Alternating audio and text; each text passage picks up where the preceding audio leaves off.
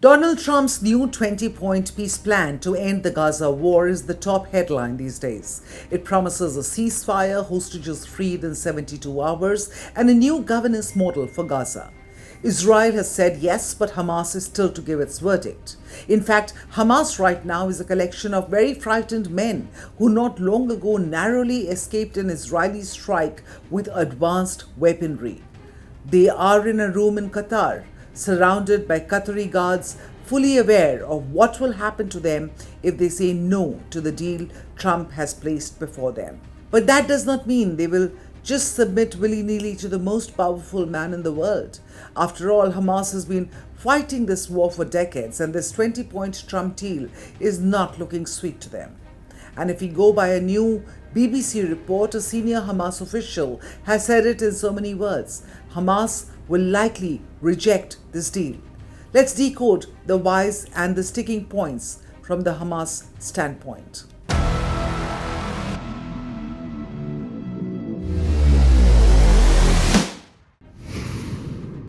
Number one, the plan serves Israeli interests. That's what Hamas believes, that the plan prioritizes Israel's goals and sidelines Palestinian interests. Remember Israel's three war aims: bring back the hostages, end Hamas rule, keep the Palestinian Authority out of Gaza. Now Trump's plan checks all three boxes: hostages freed in 72 hours, Hamas sidelined, and no role for Ramallah. If Hamas refuses, Netanyahu's government has US, Turkish and Qatari backing to go harder militarily. But if accepted by Hamas, this proposal calls for the release of all remaining hostages immediately, but in no case more than 72 hours.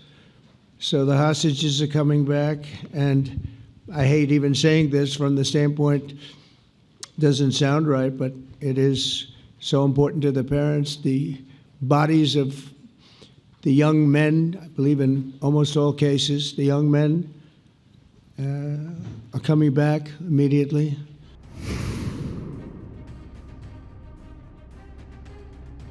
Hamas wants amendments to clauses on disarmament and the expulsion of its cadres. AFP reports that Hamas leaders are demanding international guarantees for a full Israeli withdrawal from Gaza and assurances that Israel won't carry out assassinations inside or outside the Strip. AFP cites a Palestinian source saying Hamas supports only a conditional agreement that recognizes the resistance and does not criminalize it. For Hamas, disarming without a pathway to Palestinian statehood is simply off the table. Even earlier, Hamas has repeatedly rejected calls to demilitarize unless a pathway for a Palestinian state is granted, which this deal certainly does not do. But we'll come to that in a bit. Let's go to the sticking point number 3.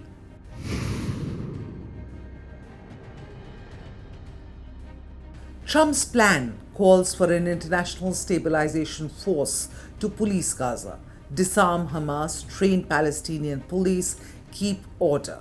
But a BBC report notes that Hamas flatly rejects this. Why? Because no one knows which countries would send troops or what powers they'd have. For Hamas, foreign soldiers in Gaza equals occupation, just by another name. Would they act as an army, a police force, or just observers? Would they be tasked with taking on Hamas directly? And most importantly and controversially, would they be empowered to confront Israeli troops if needed to protect Palestinians? Now, without answers to these questions, critics say the ISF looks less like a peacekeeping mission and more like an ill-defined foreign occupation. And that brings me to the reason number 4, Gaza's future government. The BBC and leaked documents cited by multiple outlets reveal this sore point. Trump's proposal imagines a temporary transitional governance of a technocratic, apolitical Palestinian committee that would oversee the territory's affairs. But it fails to detail how the panel will be formed or who will select its members. Trump famously has announced his own name and that of former UK Prime Minister Tony Blair to lead this board of peace, so to speak, that would supervise the governing committee. But the proposal does not explain the nature of the relationship between the board and the Palestinian committee, or at what level the day-to-day decisions would be made. Now, according to leaked reports of Tony Blair's plan, the board would have supreme political and legal authority in Gaza during transition, making all key appointments. Now, with billionaires and internationals at the top, Palestinians at the bottom, Hamas sees this as Gaza run like a protectorate, not self-rule.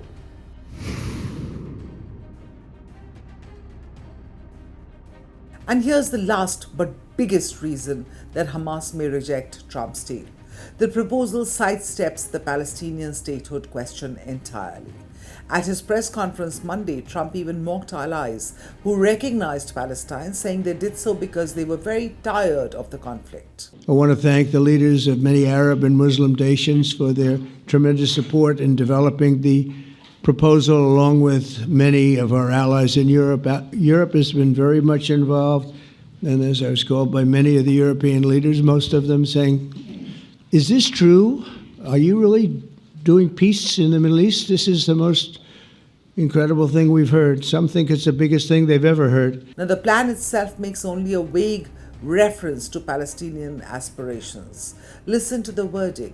While Gaza redevelopment advances and when PA reforms are faithfully carried out, the conditions may finally be in place for a credible pathway to Palestinian self-determination and statehood, which we recognize as the aspiration of the Palestinian people.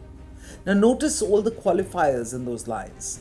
Gaza development, PA reforms, and even then, just a may.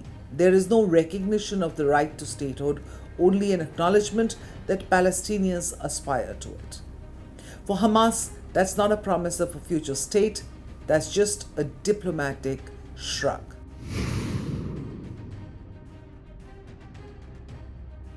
Meanwhile, Qatar, Egypt, and Turkey have all urged Hamas to accept the plan.